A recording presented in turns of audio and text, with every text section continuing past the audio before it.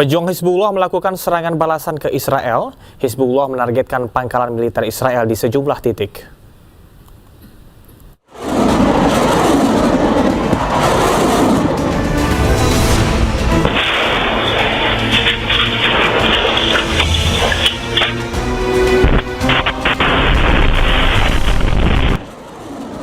Pejuang Hizbullah terus menggempur Israel sebagai balasan atas serangan besar-besaran Israel ke Lebanon yang menewaskan ratusan orang.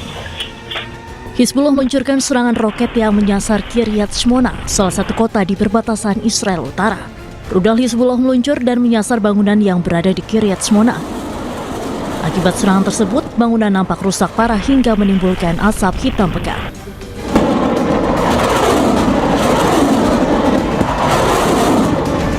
Usai ledakan mereda, sejumlah petugas nampak berjaga di lokasi ledakan.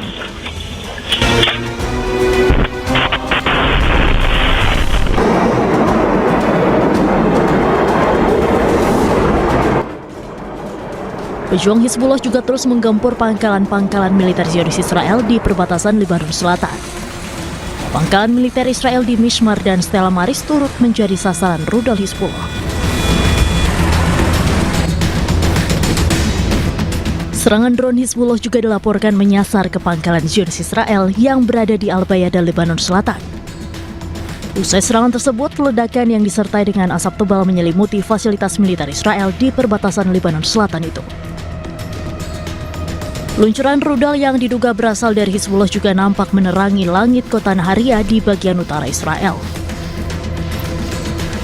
Sirene pun berbunyi memerintahkan warga agar waspada dan mengevakuasi diri. Sejumlah rudal bahkan terlihat meledak di udara. Di tengah gencatan senjata, tentara Israel IDF merilis rekaman serangan darat dan udara di Lebanon Selatan. Selain menimbulkan korban jiwa, serangan juga menghancurkan generator listrik milik Lebanon.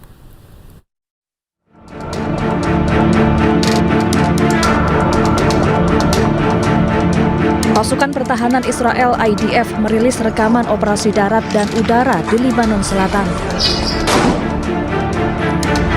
IDF menargetkan sejumlah lokasi yang diduga berafiliasi dengan organisasi militer Hizbullah. Mereka mengklaim telah melancarkan 100 serangan terhadap kelompok Hizbullah dalam waktu 10 menit pada Rabu lalu. Menurut Kementerian Kesehatan Lebanon, jumlah korban tewas akibat gempuran Israel mencapai 300 orang, termasuk warga sipil. Militer Israel terus melanjutkan operasi melawan Hizbullah dengan menyerang 120 target di Lebanon dalam 24 jam terakhir. Akibat serangan, sejumlah bangunan dan fasilitas umum rusak.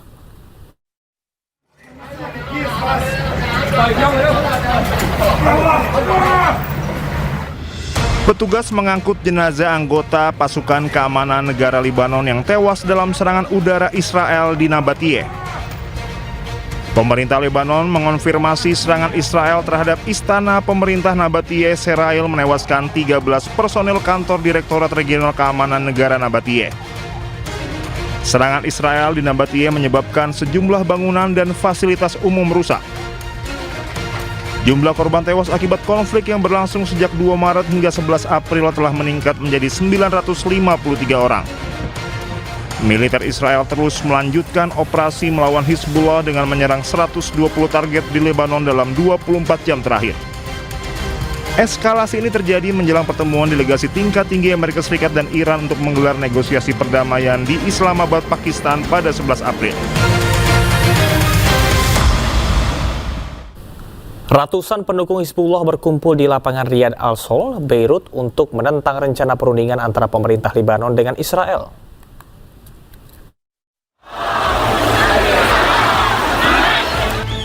Ratusan pendukung Hizbullah mengibarkan bendera Lebanon dan Iran. Mereka berkumpul di lapangan Riyad Al-Sol, Beirut.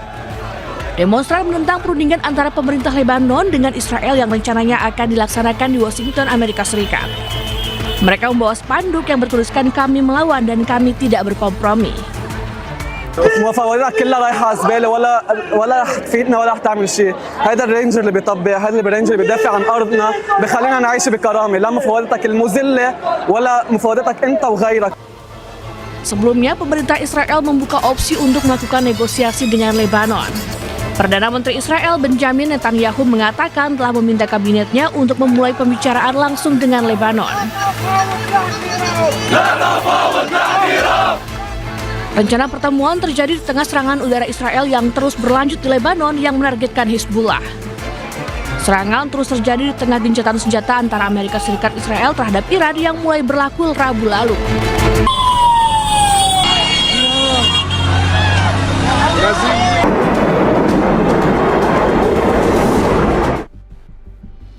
Perundingan damai antara Amerika Serikat dan Iran gagal menghasilkan kesepakatan untuk mengakhiri perang. Pihak Amerika mengatakan kegagalan dikarenakan Iran tak mau menerima syarat-syarat yang ditawarkan Amerika. Menurut Wakil Presiden Amerika, salah satu poin yang tak mencapai kesepakatan adalah permintaan Amerika yang meminta Iran untuk menghentikan produksi senjata nuklir.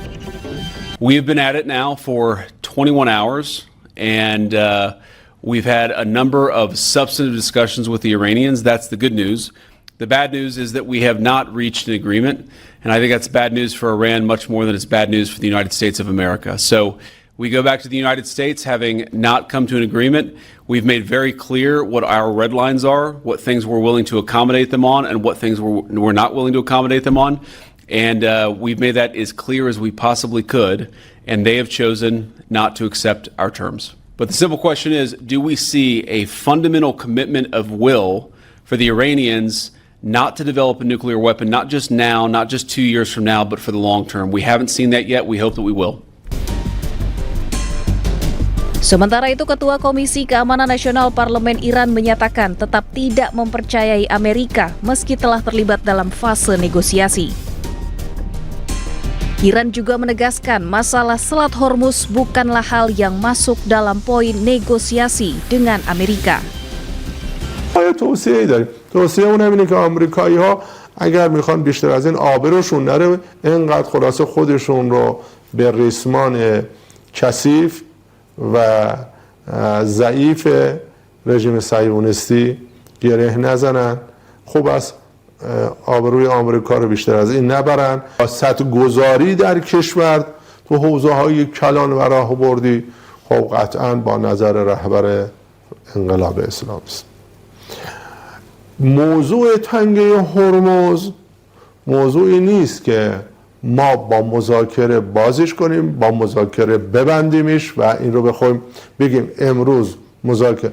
اون یک آبراهی است متعلق به ایران اسلامی و سالهای سال ما با گذشت و با مدارا با مهمان نوازی گذاشتیم، اومدن رفتن. Menteri Luar Negeri Iran Abbas Araghchi ungkap dugaan motif tersembunyi Perdana Menteri Israel Benjamin Netanyahu yang menduga ambisi Netanyahu menggagalkan gencatan senjata karena takut menjalani sidang kasus dugaan korupsi.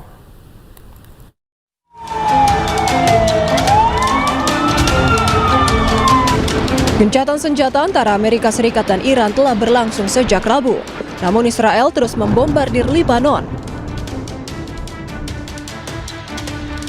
Iran mengungkap dugaan motif tersembunyi Perdana Menteri Israel Benjamin Netanyahu.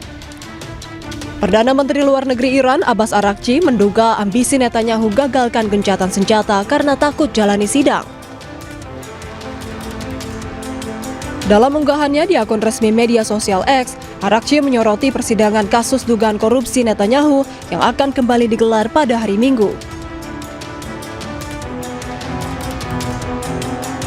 Ia menyebut gencatan senjata termasuk di Lebanon akan mempercepat pemenjaraannya.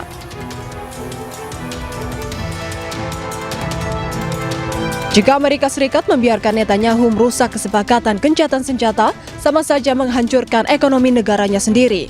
Dan Iran tetap siap menghadapinya.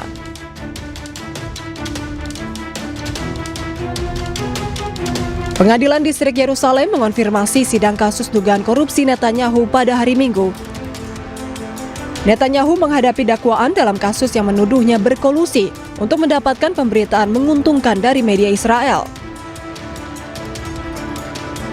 Kasus lainnya yakni terkait tuduhan menerima gratifikasi senilai lebih dari 260.000 dolar AS atau 4,4 miliar rupiah dari para miliarder sebagai imbalan atas keuntungan politik.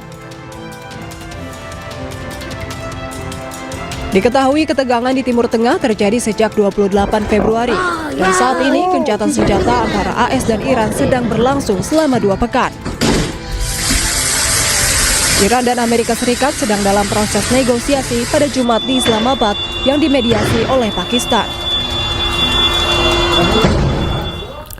Amerika Serikat mengklaim telah memulai pembersihan Selat Hormuz dari ranjau agar bisa dilalui kapal-kapal tanker dan dagang. Namun Iran menegaskan tidak ada kapal Amerika Serikat yang melintasi Selat Hormuz, apalagi kapal pembersih ranjau.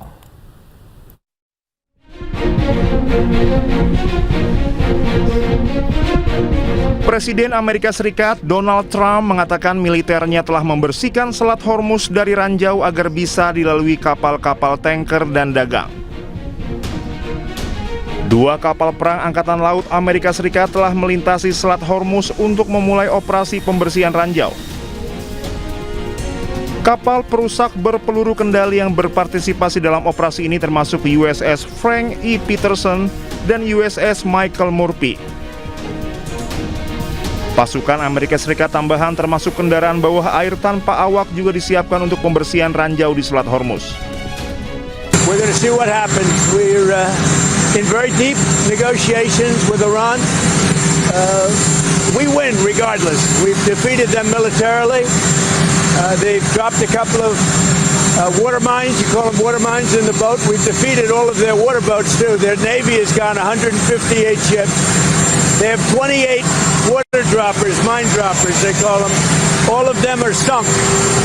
They probably have a couple of mines in the water. We have mine sweepers out there. We're sweeping the strait. In addition to that, we're negotiating whether we make a deal or not. Makes no difference to me.